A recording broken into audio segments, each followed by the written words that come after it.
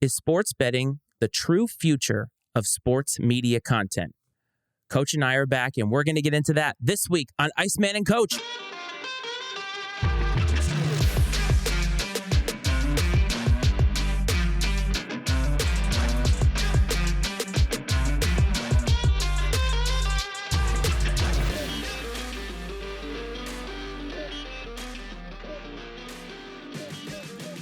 What's up, everyone? Welcome back to another episode of the Iceman and Coach Sports Show. Welcome to the show. We hope this finds you well. We hope you are happy. Coach is here. This is the Iceman, Matt Freites, and we are off the heels of what was an extremely fun and informative episode with our man, Tyler Budge. I want to give a shout out to you, Tyler. Do not forget to follow him at CF Budge on TikTok. Coach, welcome to the show, my man. How are you? Iceman, I am pumped, dude. Like every week we inch closer to my favorite time of the sports year, and that is football season, right? And yes, just like you said, I'm very, very grateful for Tyler and his time. It was just a really great experience. Hopefully, again, sometime throughout the football season, we can get together. Looking forward to that. We are on the cusp of preseason football. I think they actually had the Hall of Fame game the other day, which I didn't even notice. Usually I tune in for them, and I didn't even realize it was happening. But there was kind of some blowback from that a little bit. There was some controversy in the news I heard about. I don't know if you heard, but other than that, man, happy to be back, gearing up for the season, gearing up for college football eve or whatever the hell we're calling it. So I'm pumped. Yeah, man, we have a lot to look forward to, but I just want to say to the listening and viewing audience, first of all, if you're watching on YouTube or listening in the audio space, a big thank you to you. And if you want to call or text any of the I&C entities, the number to do that is area code 703-718-6314. As always, you know, we're here for all of that smoke. But, Coach, it's really funny because we almost are a cursed show. And I think we've been that way since the beginning. Do you remember when we first started? Every time we would back a team, they would lose. And we had an episode that we called "This Show is Cursed" or whatever it is. And it's funny because I was super excited for that episode to drop last Friday. I'm sitting there in New Jersey, about to go to a Metallica show, really, really excited. And then the biggest news of all drops. And you know what happens? We are once again behind the 8 ball, 8 days late, $8,000 short. But that is really the essence of what makes us special, in my opinion. Yeah, it was crazy because we released the episode with Tyler, like you said, Friday night. And Friday, all hell broke loose, right, in the world of college football. And if you were to listen to that episode without the understanding that was recorded 3 days prior, you would be like, these guys have their heads buried so far up their own asses, they don't even realize what's happened today. But if you listen to it, understanding that on Tuesday of last week, none of that had happened yet. I mean, and we talked about the speculation that it could happen. I don't think we anticipated that it was going to happen to the extent that it did. But even so, it was kind of like you said, we got beat to the punch. The world finds a way to stick it to old Iceman and Coach once in a while. It's poetic justice. That's really what it comes down to. Like, it's almost meant to be that way because, of course, that would happen. It made me laugh when you texted me Pac-12 dead, and I went to my phone and looked it up, and I'm like, you got to be kidding me. The episode isn't even out yet, and we're already done. Like, the episode is done. But however, that episode or that little section that we did on conference realignment did actually spark a little bit of debate, and we're going to get into that. But I want to get into a story first before we almost officially turn the page over to football, despite the fact that there'll be a few things sprinkled in here or there throughout the football season, of course, a couple of those in this episode. But you sent me an interesting TikTok about Barstool. Now, you're a big Barstool guy. Admittedly, I'm sort of apathetic about Barstool. I don't have any feelings either way. They're not anything that I disassociate myself with. They're not content that I try and seek out. But one thing that I know about them is that they have always prided themselves, at least Dave Portnoy has, on being sort of a rogue entity, being the voice of the voiceless, so to speak. They kind of do what they want. They got purchased a while back for a lot of money. I think it was like $500 million. And yesterday, this kind of bombshell sort of goes off with sports betting where Barstool gets their company back for basically pennies, and ESPN goes into business with Penn Entertainment, which was the company that bought Barstool, to essentially make ESPN Bet, which is now going to be ESPN, the news outlet, and ESPN, the sports gambling outfit, this sole entity. And I think this is fascinating as hell because this is the future, but I'm a little nervous about this future from a morality standpoint. I just want to hear your thoughts on all of this with Barstool and ESPN. So I think that on the Barstool front, I've always been a fan, and not because I agree with everything they say or do, but I'm a big fan of the whole anti-establishment mentality.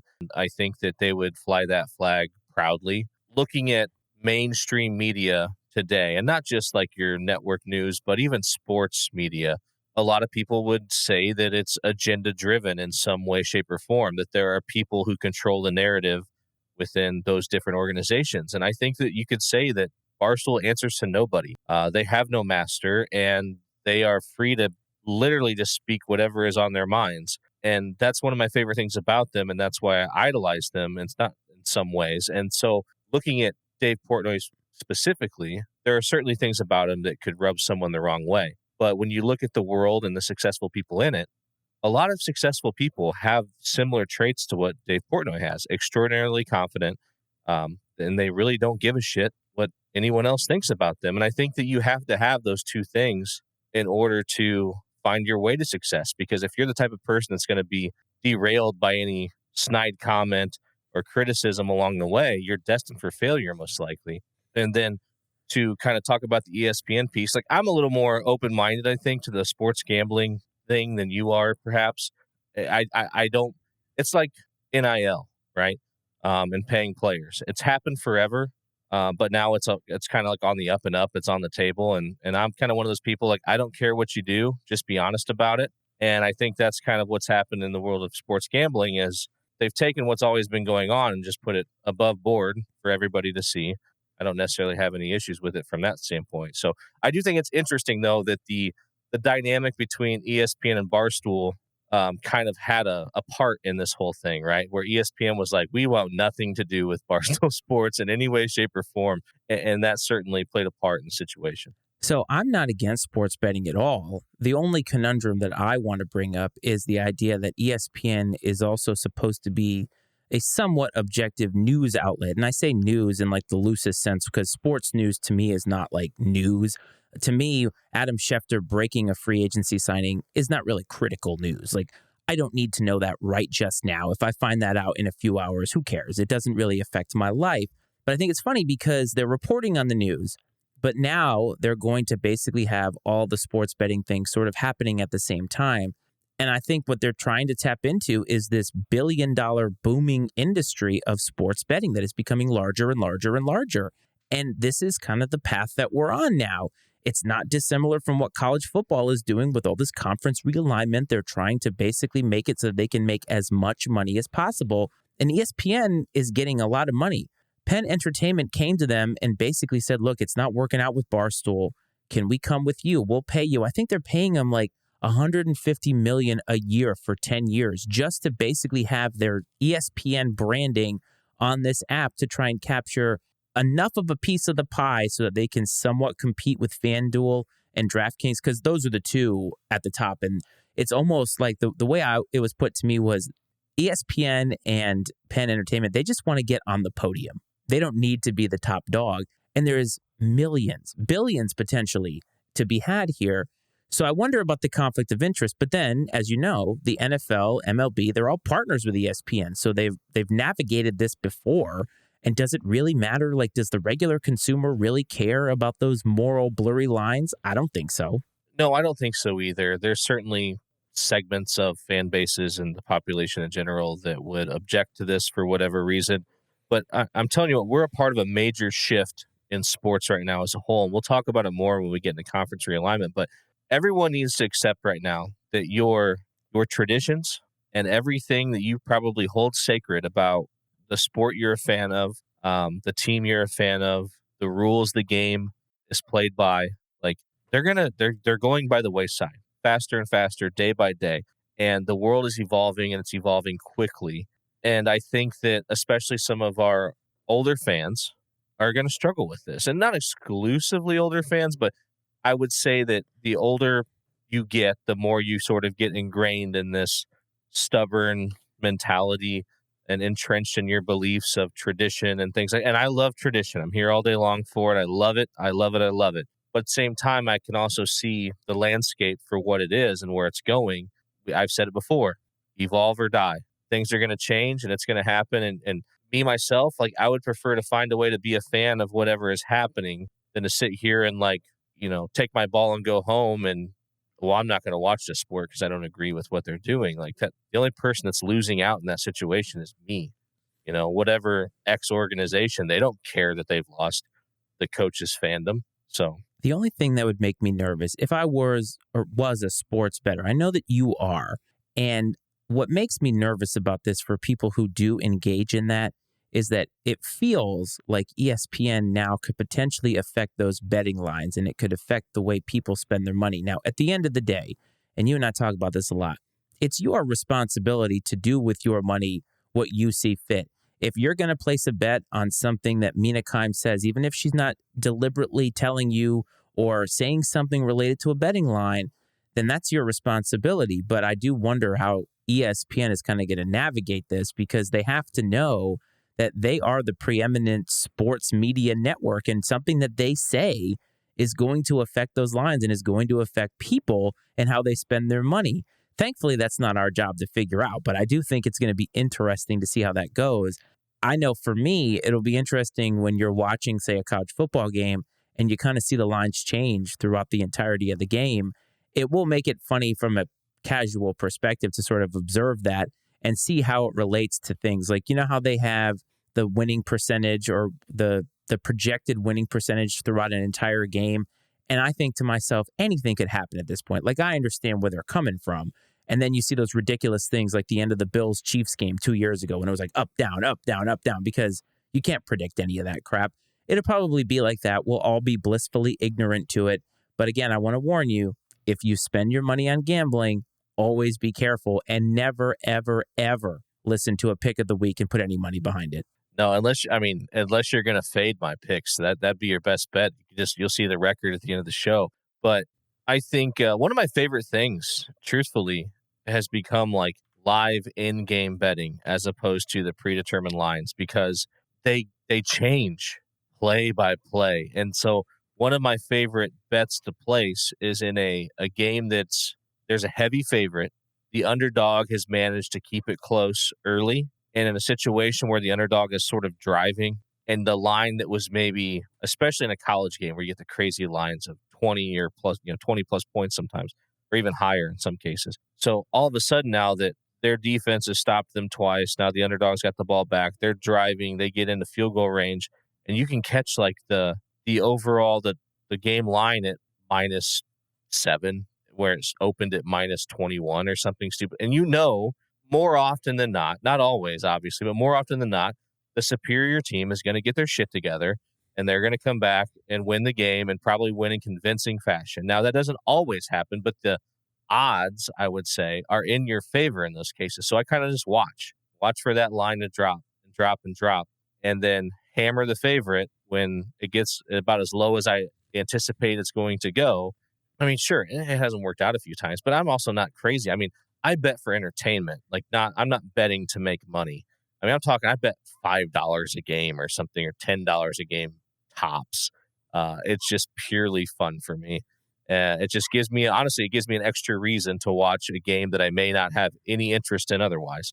And then to do it live in game kind of makes it even more engaging. So that's one of my favorite things to do. And I think that when you talked about manipulating lines, I think that's been happening for a long time. There was a story I saw, and I can't remember the specific sport that it took place in, but somebody with one of those two, FanDuel or DraftKings, I can't recall which one. There was a tweet that came out.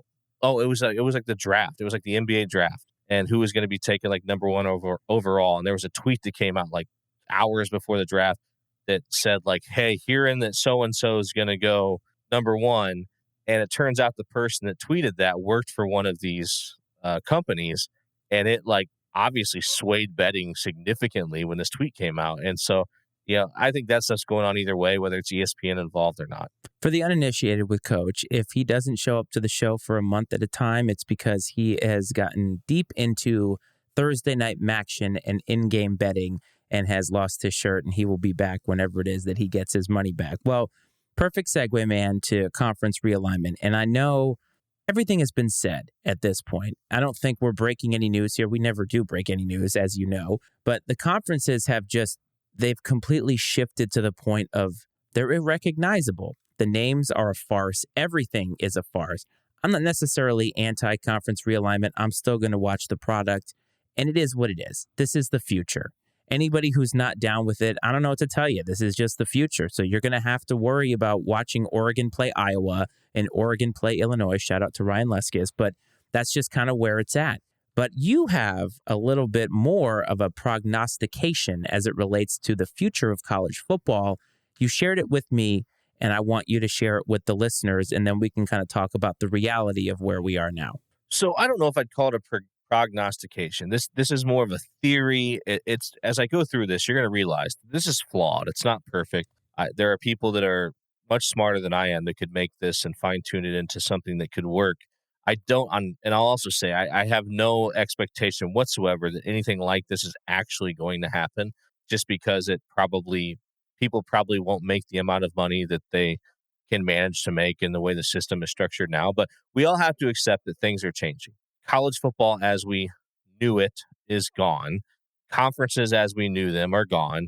Throw geography out the window. Like all the boo-hooing about it, like just this doesn't make any sense. Like that's not a credible argument to me. Well, it just doesn't make sense.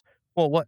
Give me some. Like, why not? And I understand. Like the biggest thing, the most logical argument is that not about football itself, but about the other sports, right? The Olympic sports, the baseball team, the track team, the tennis team, the volleyball team, the wrestling team, whoever, having to travel from Eugene, Oregon to wherever the Rutgers is in New Jersey, right? Like on a weeknight or something. It just doesn't make sense. It's not fiscally responsible. There's a lot of issues with it. Let me give you my pitch for what should happen to major college football. So first and foremost, major college football detaches from the NCAA. They create their own league with a commissioner and a board of directors who are not employed by any university. I don't want athletic directors, presidents, anybody. I understand that these people may happen to be alma maters of different universities, but none of them will be employed by a university. It will be a group of fully independent people. So this league is going to consist of 120 teams. I understand that currently there are 133 Division I FBS football teams. This is going to leave 13 of them out in the cold. I get that. We're going to go with 120 because it creates good even numbers for the rest of my theory and setup here. So 120 teams, they're going to be split into 3 tiers. For the sake of this, we're going to talk about gold, silver, bronze. 40 teams in each tier. Each tier is going to be split into 4 divisions of 10 teams. And those 10 divisions are going to be geographical. So this board of directors is going to determine these divisions based on geography. They will also ultimately create the schedule. It will be similar to how some high school associations work with districts and stuff like that. Like from year to year, they're kind of fluid, and the governing body drafts districts by geography and enrollment and stuff.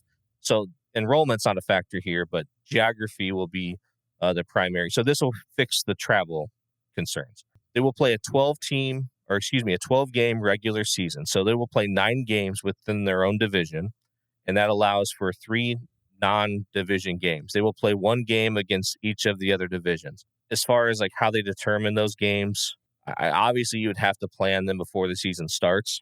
But whether you pit the better team, the top teams against the perceived top teams or whatever, I don't know. But that's really irrelevant. That can be figured out one way or another. And this all applies for every tier. Each tier will have an 8-team playoff. The top 2 teams from each of the 4 divisions will make the playoff. We could have a bowl set up for the teams that have a good record but do not make the 18 playoff. That's an option, I guess, if you want to keep the whole bowl thing alive. This is the most fascinating thing, in my opinion. The league will operate on a relegation promotion system, similar to what you hear in like the Premier League in Europe for soccer. The bottom 4 teams in each tier will be relegated to the lower tier, and the top 4 teams will be promoted to the upper tier every season. And so I think that, and I will get to this later in more detail, but as far as what you would do with the bottom four teams in the bronze tier, if you just have these perennial bottom feeders, what do you do? I have a plan for that as well. So the league office itself will establish rules, standards, and regulations in regards to academics, recruiting, and player compensation. My idea proposes slotted maximum compensation based off of grade level. So sophomores will make more than freshmen, juniors will make more than sophomores, and so on. And now you don't have to make the maximum, but there is a cap on how much you can make. So obviously, 5 stars will max out at whatever the highest level a freshman can make. To kind of curb a little bit of the transfer stuff. If you transfer to another school at any point in time, the moment it is your first year at a new university, you get the first year pay. You get freshman pay. So I think you could have some exceptions to this, a coaching change, or perhaps like you could put some playing time requirements in there. Like, let's say you're a freshman, you go to school somewhere, you don't really play much. It's just a bad fit. And so your motive to transfer is just simply like, I want to go somewhere where I fit better. And maybe you played 10 snaps all year. I don't think you should punish someone in that situation. So I think you could maybe set something up that takes care of that. This is more to get away from I had a great year, so I'm going to take the bag of cash to go play for a higher level team next season. Moving on.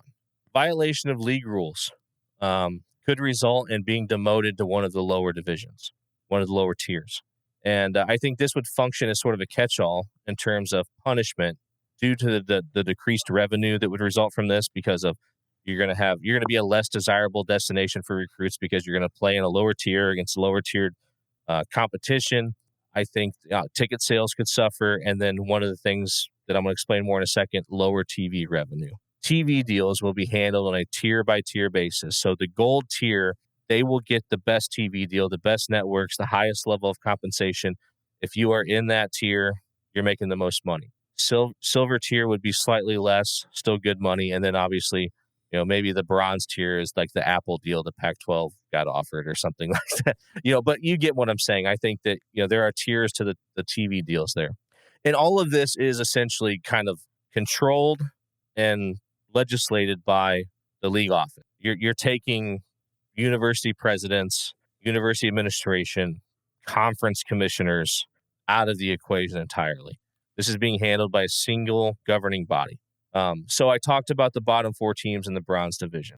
They would be at risk of being removed from the league completely and being replaced. How would they be replaced, you ask? Well, the NCAA would still function as a governing body for collegiate football, but their highest level of football would be some version of what we view now as the FCS. What I would say is teams could apply to join the top tier league.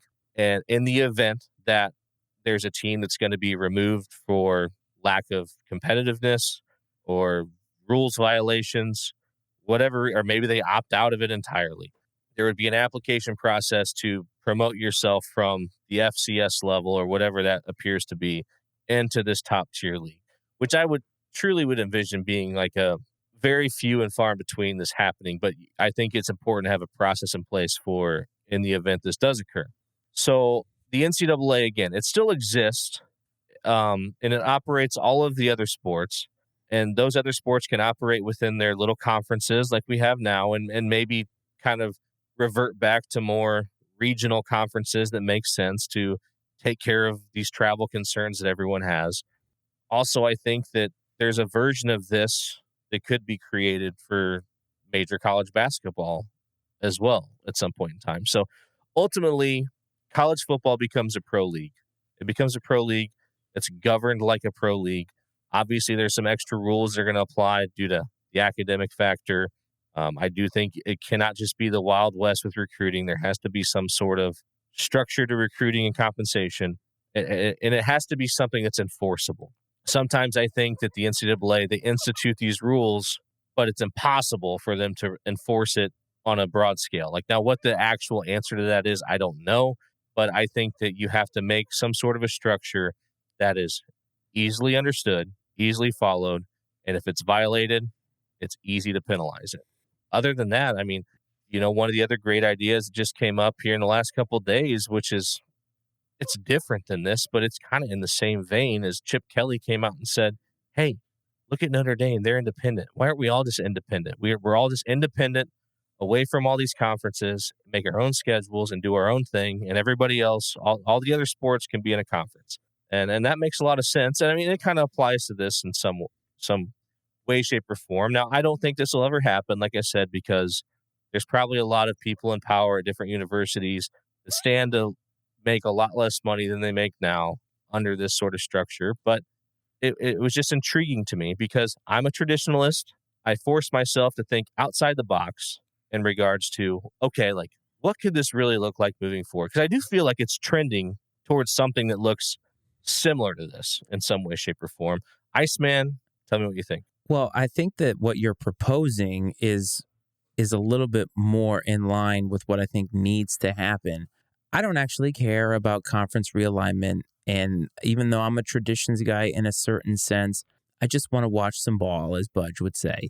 And I think that what worries me, though, is the escalation of this. And it's escalating to the point that we're not even done yet. We don't even know what the final dominoes are going to be.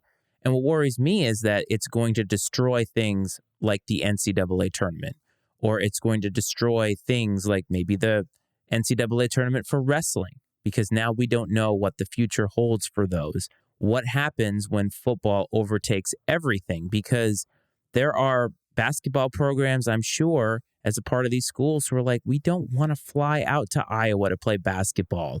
We don't want to have to go to Piscataway, New Jersey to play Rutgers. There you go. That's for you. And I think that what you're proposing, while more like a pro league, I think allows for a little bit more structure. Right now, it's the Wild West. There is no structure. All these conferences, I don't even know if they really have a footprint for what they want, like a runway for where they want to end up. And there's a lot of schools in a lot of these conferences that are being left out in the cold or that are a part of this. I'm looking at Vanderbilt right now, who are going to be beneficiaries of just having been in the SEC for so long. And why? They've been bottom feeders. Colorado is lucky to be in the Big 12 because they have Coach Prime. They're coming off a 1-11 season. But what I hear when you talk about this is that you're basically advocating to almost create like the Champions League, the way that Drew talked about it on Fan to Fan. And I think that it's intriguing.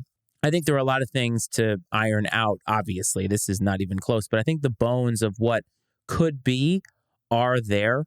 And I think married with Chip Kelly's idea of independence, because I think that the other sports should be allowed to just sort of do what they have always done. Football dominates the landscape. So let football dominate it. Let football do what it has to do, secede from the NCAA. Because let's both be honest about this. If I were to ask you, is the NCAA really doing anything or adding any benefit to college football? None at all. None at all. So why are they even here? They're here to make a big mess of this because they're watching this. They have no power to stop any of this, clearly.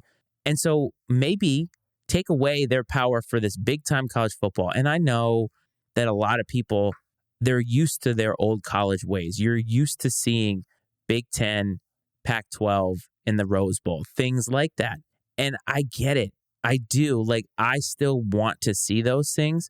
We're past the point of no return.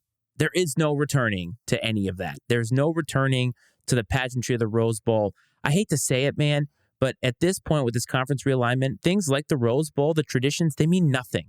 They mean nothing. And at least in what you're proposing is basically taking a blank sheet of paper and let's sketch this out starting right now. Will it be perfect at the beginning? Nope. Are there things you're going to have to iron out? Yes. But just like this right now, because I'm telling you, when we get to the final product of this conference realignment, there's going to be all these unintended consequences that we're going to have to say, damn, what do we do now? And that's the part where we need to get there. We don't know what they are.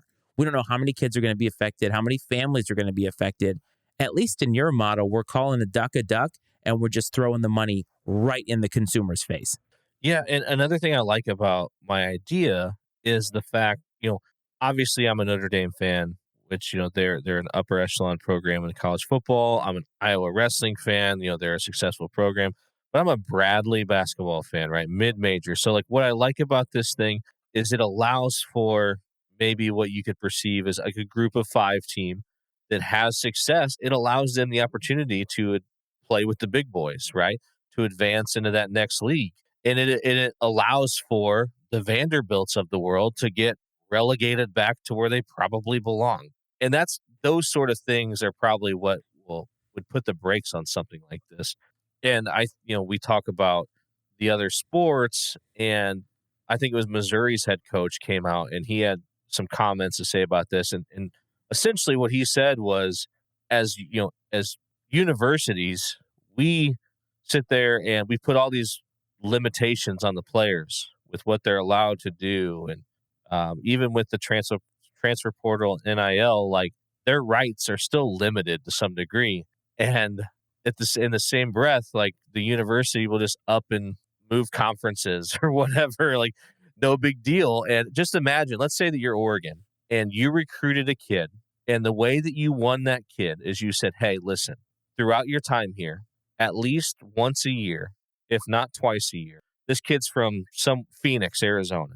Hey, if not once a year, at least twice a year, we're going to play in Phoenix, or we're going to play in Arizona. Excuse me. We're going to play in Arizona. Your parents can come see you play. I get your parents might not be able to get to Eugene, but you know what? They can get to a game when we go play Arizona State or Arizona. That's your pitch, right? That's how you sold that kid is, you know what? Like, we're still going to get you close to home at least once a year for your folks to see you play. Now, here you are shipping off to, you're never going to play those teams again, probably, unless you get matched up with them in a bowl game or whatever else. It's just funny how when it comes to promises that we expect these young people to be loyal and to keep their word and all these things. But as institutions of higher learning, right, that want to put themselves on a pedestal once in a while, when it comes to something that could benefit them, they'll turn coat in 2 seconds, man. Gone.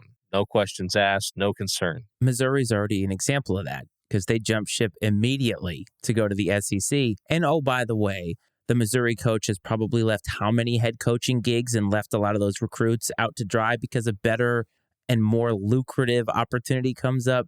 I always find it funny whenever coaches, it was like Jimbo Fisher last year talking about the best class money could buy or whatever it was. I can't remember. It was somebody, he was involved. And it's like, I think it was Nick Saban saying that. And it's like, dude, Nick, come on. Like, can we have a little bit more self-introspection here? Or him talking about the fairness of NIL and we're an academic institution. Get out of here. Like, all these, they're all hypocrites. And it's okay. Like, I'm okay with that. It's fine. But I always laugh at that stuff because you're right. It's about opportunity. And as much praise as we gave Deion Sanders for what he did at Jackson State, we knew he was going to jump at the next gig. And guess what? If Colorado does well, he's going to jump to the next one.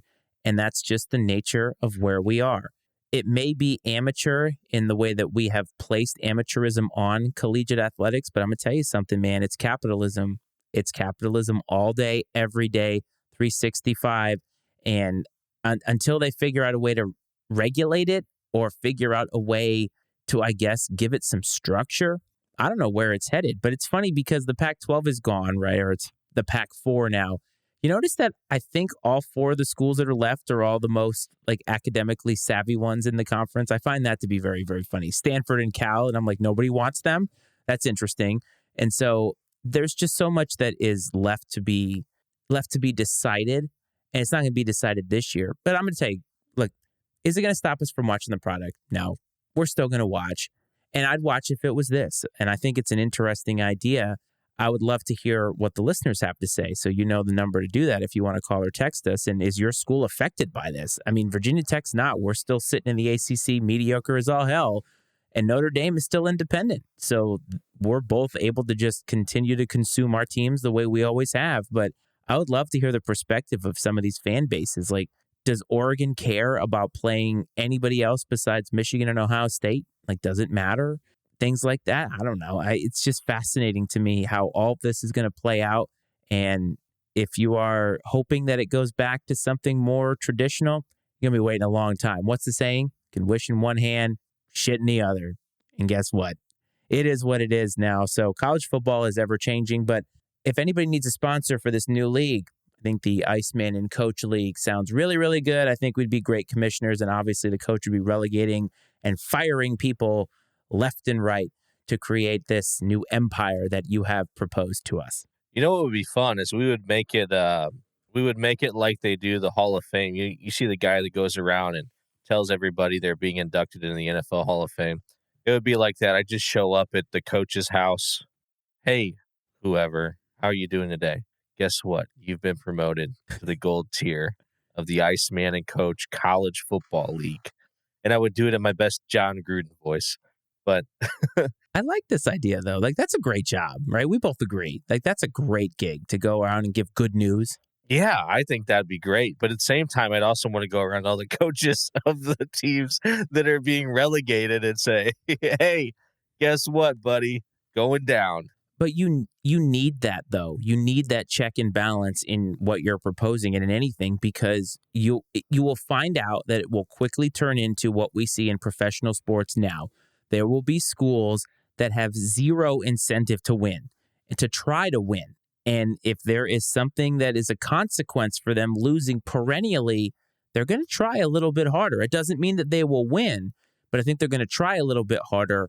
And that's one thing in professional sports that is lacking. Like in college, a lot of the schools that are perennially bad, it's not because they're not trying. It's just because they can't compete resource-wise and money-wise with these other schools. Like UConn is never going to be able to build what Alabama is building or Tennessee is building or any of those other schools. They just don't have the resources. But in this new model, if it's more professional and they feel like they're making enough of a payday, if there are no consequences, they can just say, yeah, we're good here. But if you're getting relegated and you're seeing no money, or at least a very, very small percentage of the money, that is incentive a lot for these universities. So I think that there's a lot of intrigue behind what you're proposing. It's just we have to figure this out. So we've got a lot of time, man. I think we can figure it out. Yeah, well, and just think about this. You could win your way into resources, right? Like if you're a school that lacks resources, and I mean, you just have to have one good year and you could win your way into resources. Now, granted, you got to put it together to stay out of the bottom four to keep compounding those resources. You could win your way into having what you wouldn't have had otherwise with traditional conferences. And I think it's really, you are, whatever you have or don't have is based on your own merits alone, and that's it. It has nothing to do with who you're associated with, what league you're in. Like you said, Vanderbilt's been riding coattails in the SEC forever. We could say the same thing about maybe Northwestern or Indiana or Purdue or Rutgers in the Big Ten. I mean, we could go every conference by conference in the Power Five and list off teams that have been mostly irrelevant for the last decade, but are still collecting their TV revenue and everything else just because the conference logo that's painted on the field, right? I love the idea of a team being able to profit or not off of their own merits. That's just very very gritty, right? Grit, and I love to see it. I love the idea of, instead of seeing the SEC logo on Vanderbilt's field, see the I&C Sports logo on Vanderbilt's field. Now that would be wonderful. But I want to talk about something completely different because it amuses the absolute hell out of me. I know you'll get a kick out of this, and it's in baseball, actually. You remember a couple months ago, we talked about our boy, Glenn Kuiper, and how he said a not so great word on the Oakland Athletics broadcast. And I actually used the real word that he was trying to use about the Negro Leagues. And you got a little nervous. I could tell that you were a little bit stressed out when I used it. But Glenn Kuiper got fired or suspended or whatever. And we both agreed at the time, not a great look. And while maybe a mistake, we did break it down a little bit. Well, the Baltimore Orioles apparently, the Angelos family got up on the wrong side of the bed the other day. Have you heard about this story with their announcer? Yes, I have. Okay. Well, when I first heard it, I heard Kevin Brown got fired, and I thought it was that old pitcher from the late 90s and mid-2000s who had gotten fired. But it turns out the Orioles have a very well-respected broadcaster, and they were in Tampa, and the Orioles have been bad for a while. And as part of the pregame, they talked about how unsuccessful the team had been in Tampa, to the point that the production truck had made a graphic for this. So this is all part of the plan.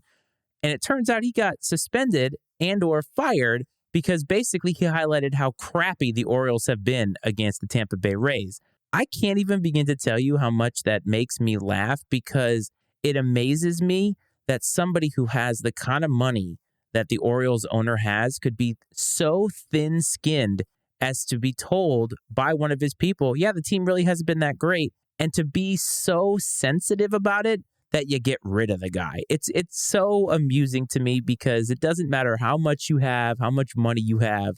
You're all humans and you put your pants on the same way. What's ridiculous about it is that the Orioles are very good this year. The data that he was giving is factual. It's based off real results. It's not made up. There's no emotion in it whatsoever. He didn't say anything inaccurate.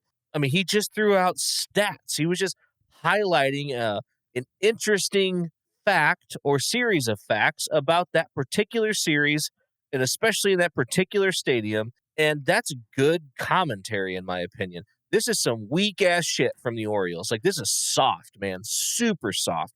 Charmin, soft. It's just amazing because it's exactly the way you pointed out. Like, I thought when I first saw the headline, obviously he went rogue or he did something that would deserve this. And it would be like if all of a sudden the next episode I was gone because I gave a stat of the week. Like, and I've given some sort of quote unquote negative stats of the week. And I thought maybe he dropped an F-bomb, maybe he used some type of a slur, like we hadn't gotten all the information. And so it's on Twitter and I watch the video and I'm done and I say, what the did he do wrong? And I was just baffled by it. And you know what, man? I want to say this. This to me, and I think I even tweeted this out, even though we don't do a lot of tweeting anymore, but I said, this is what happens when traditionally cheap executives and cheap management looks at what their product has been in the face. I get it. If you're the owner of a team, you want your brand to be or seem as strong as possible. And if your own employees are disparaging the company or seemingly disparaging the company, I can understand being like, hey, we might not want to do that all that often. But when it comes down to the Angelos family saying, we felt that it made us look cheap, you have the 29th payroll in Major League Baseball. You are cheap. And guess what? In sports, cheapness comes with a price, and it's a lot of losing. And the Orioles, over the last 20 years, have done a lot of losing. A lot. So much to the point that the Rays have not even been that great, and they have lost so often to them in Tampa. And you know what? The data they gave highlighted how much better they are now. They're in first place. They're 30 games over 500. They're young. They're exciting. That's what you should be focusing on. And guess what? The stat was, hey, guess what? We're not as bad against Tampa this year. Hooray us. That gets you fired, apparently.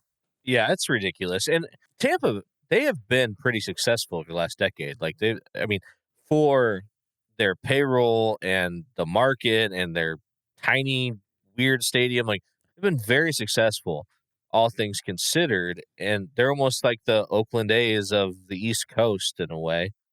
But yeah, this is just absurd. I don't get it. Like you, I was waiting for the F-bomb or something crazy, and it never happened. And I'm like, wait, are they just mad because he's talking about, you could say, oh, he's talking about how shitty they've been against the Rays, which is it's just true. Like, it's not, it was not opinion at all. Like, zero of it was opinion, just pure statistical facts. And if you are that thin-skinned, like, how do you manage to run a successful business? It's just absolutely insane, man. Like, I don't know what else to say about it. It's just weak shit. Listen, Mr. Brown, if you want to come on the show and talk to us about your credentials, we'd love to have you here because you'd be a million times more professional than we are. But let's also talk about, this is like two more things, kind of doing a little bit, almost like a precursor to crunch time a little bit. But speaking of something else that's ridiculous and about comments that were made. So my boy, Riverboat Ron Rivera, who is coach of the Washington Commanders, obviously now they're in training camp. Preseason is coming up. So you're hearing from these coaches a little bit more. I think he was asked a question about Eric Bieniemy because remember, he's no longer the offensive coordinator for the Chiefs. He's with the Commanders now. There's that weird deal where he's like the assistant or associate head coach, whatever the hell that means. And he made a comment about how the players don't like Eric Bieniemy's intensity or his intense attitude. And that's been kind of making the rounds a little bit. And I think to myself, these are professional athletes. And the head coach, first of all, Ron Rivera continues to say really, really dumb things. Like last year, he didn't know they could get eliminated in a game. Not great. And so now he's basically saying, yeah, this guy that we've brought in here, who's like my assistant head coach, yeah, the players aren't really digging him. Terrible thing to say to the media, but also these players are soft. Yes, I have two thoughts. Number one, again, like the folks just up the road, weak ass people, man. Weak ass players. You are professional athletes. Like if you don't have the mental fortitude to allow yourself to be coached hard, how did you even get to this point? Because I guarantee you some coach along the way coached the shit out of you, and it played a huge integral part of like why you are in the position you're in right now. And if you think just because of the paycheck that gets deposited into your bank account every month that you are now at a level to which you can no longer be coached hard. Like you are an entitled son of a bitch. It's so soft, man. So weak. You're playing the most physically demanding sport that's out there.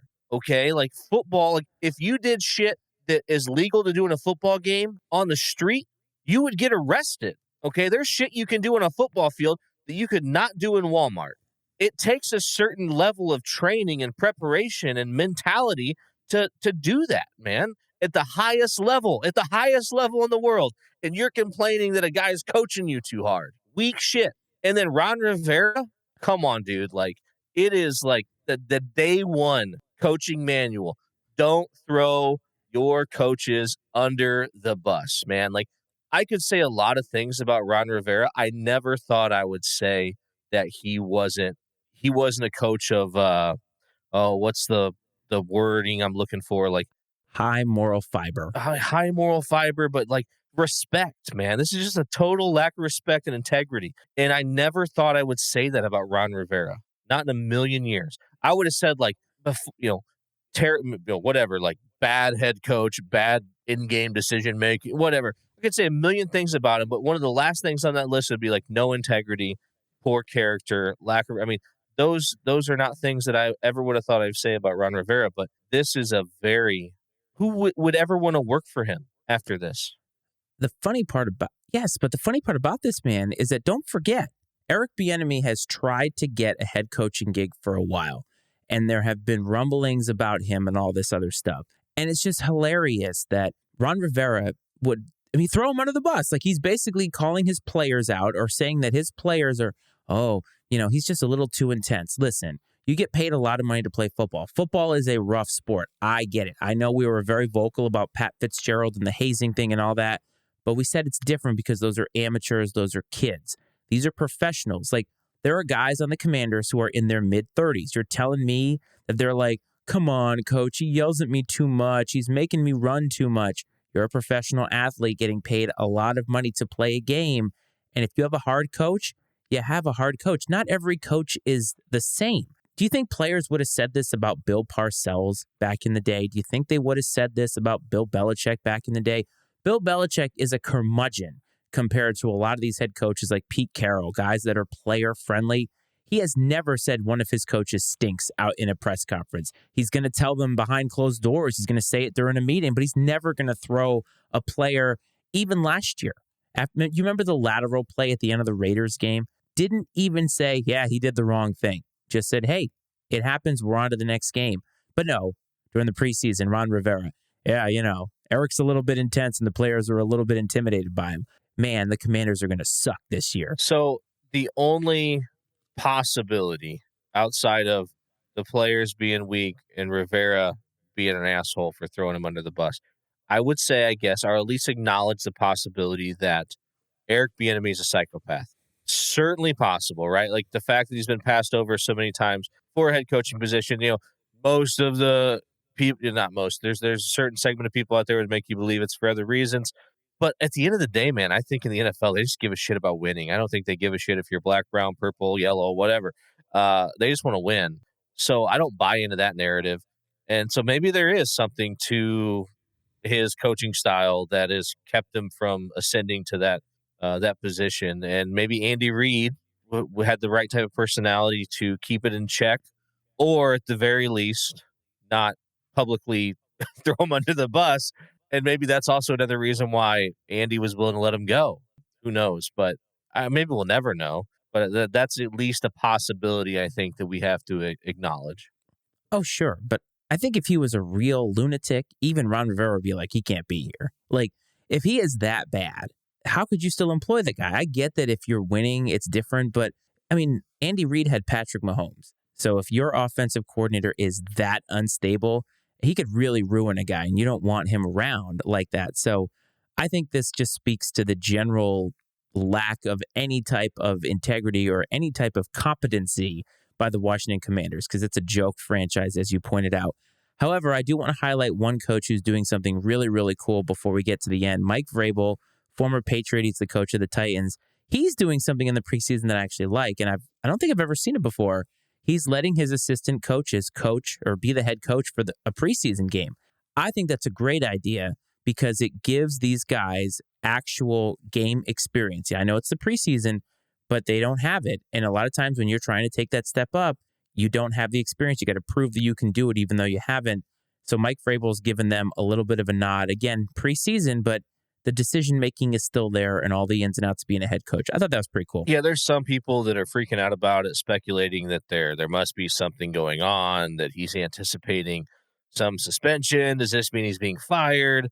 I'm not saying it could mean one of those things, but it is kind of maybe genius in a way, because I once coached with a guy, and I didn't understand it because I was younger and naive, but he would want to practice week to week almost every possible scenario that could happen in a game. And I'm like, I have never, ever seen that. He's like, I saw it in this game when I was coaching this place and this year, whatever. He's like, I get that it never happens, but if it happens one time and you're not ready for it, it could change the game. And he's right. And so maybe part of this, other than giving the guy an opportunity for the experience, is that, hey, one of those, like, what do we do if for some reason I'm unable to be on the sideline and be the head coach for the game? What do we do in that situation? And yeah, we could have a plan on paper, but have we practiced it? And so let's practice it. Let's put it into motion. Let's put everybody in those positions and have to make those decisions that they'll have to make if that ever occurs. So at least when the time comes, we're prepared for it. And you have nothing to lose. There's no downside to this at all whatsoever, in my opinion. Mike Vrabel is established enough there that he's not threatened by anyone like ascending to, if he loses his job, it's just going to be because they're bad. It's not going to be because somebody comes along and dethrones him in some way. So I think it's a cool thing, and I'd be curious to see if it catches on, like in the future, if you see other teams doing something similar. Yeah, I think that it should, because I think, again, it just gives the opportunity for experience, reps. Coaches need reps too. We always get on head coaches for not knowing the game situations and all that. Nathaniel Hackett was awful last year. Would he have been better if he had a little bit more experience in a preseason game or something? Maybe. We're never going to know that, but what we do know is that we're heading to the end of the show.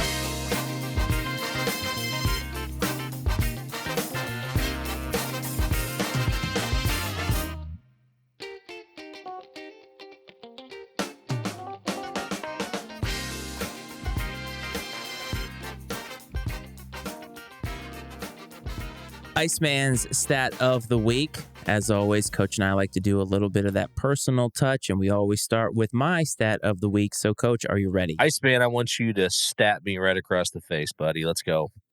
You've probably heard this one, but it's too good not to mention. So I assume that you're familiar with Sony Michel, who is a running back who just recently retired from the Los Angeles Rams. Well, Sony Michel had quite a career. It wasn't very long, but he was a multiple-time Super Bowl champion. However, he was teammates with Stetson Bennett, a guy we talked about last week being 38 years old in the national title game last year. So they were on the same team at Georgia. Sony Michel retired this week. That means that Sony Michel was drafted in the first round, played for 4 different NFL teams, won 2 Super Bowls, and retired, all while Stetson Bennett was still in college. That's absolutely ridiculous. Like, I mean, the stats in different crazy scenarios that keep coming along with Stetson Bennett and his outrageously long college career are insane. Like, it's just a wealth of fascinating statistics.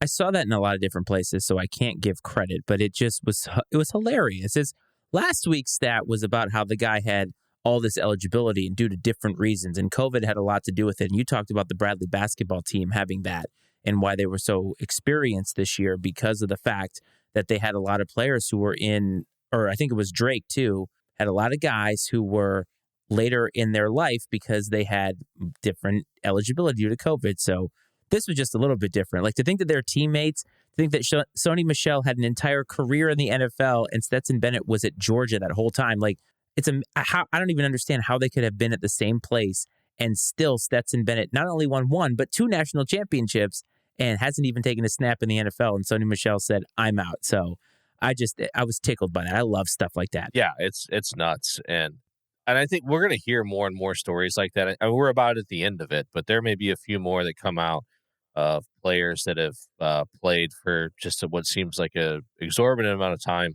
on some of these campuses due to COVID and injuries and red shirts and everything else. Hit the trumpets.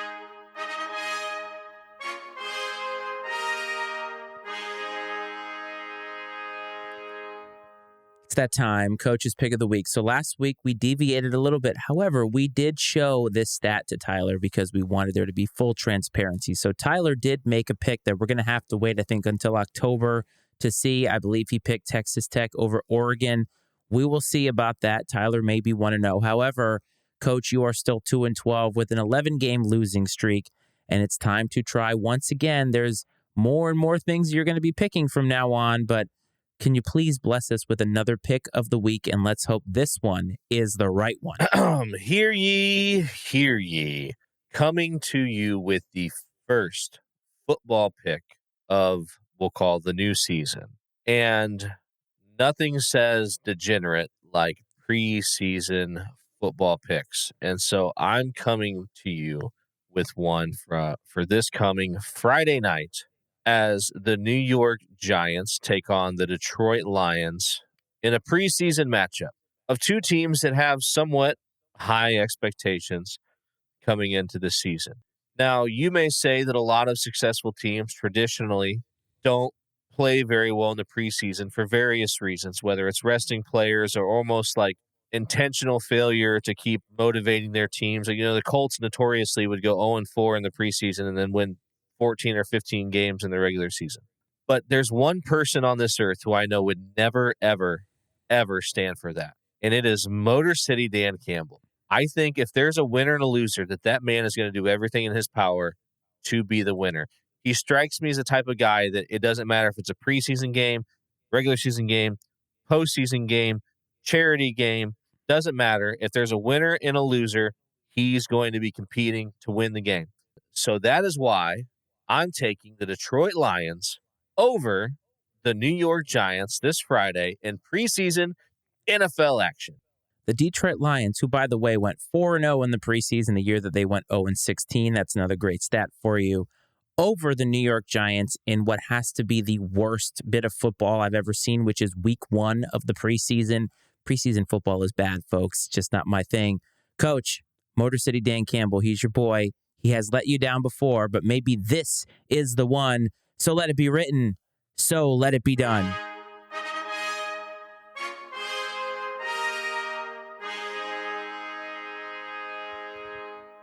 That hour flew by, my man. We are already at the end of the show. So do you have any parting thoughts for the loyal Ice Time Nation listeners? Just more excitement. I've exhausted my opinions throughout this episode very passionately at times, so I won't do it more to wrap things up. Just happy to be here. Grateful for this time with you doing this together. Looking forward to everything we have coming up, and I hope everybody has a great week. I could not agree more. A couple of things before we let you go. Do not forget, starting on Friday, August 25th, week 0 of the college football season, 9 p.m., we are going to be starting a new weekly live college football pre-show. It is going through a little bit of a name change because of some family things that have come up. However, it is going to be the show before the show that is College Game Day, so look out for announcements about that. Don't forget, if you're watching on YouTube, like and subscribe, all that good stuff. If you're listening in the podcasting space, do not forget to hit follow whatever app it is that you use. On TikTok at I&C Sports is where you can find us. all that good stuff, Matty Ice Media Network. We have a lot of fun things coming up. I'm definitely excited. We just released some Flashing the Leather with Jonesy about some baseball, the cornermen after the big Spence Crawford fight last week. We had Tyler on. It's going to be awesome. And I'm really, really excited. So I want to say thank you to everybody who tuned in. Thank you to everybody who has supported us. As always, I hope this finds you well. I hope this finds you safe. From Iceman and Coach, this is Iceman and Coach.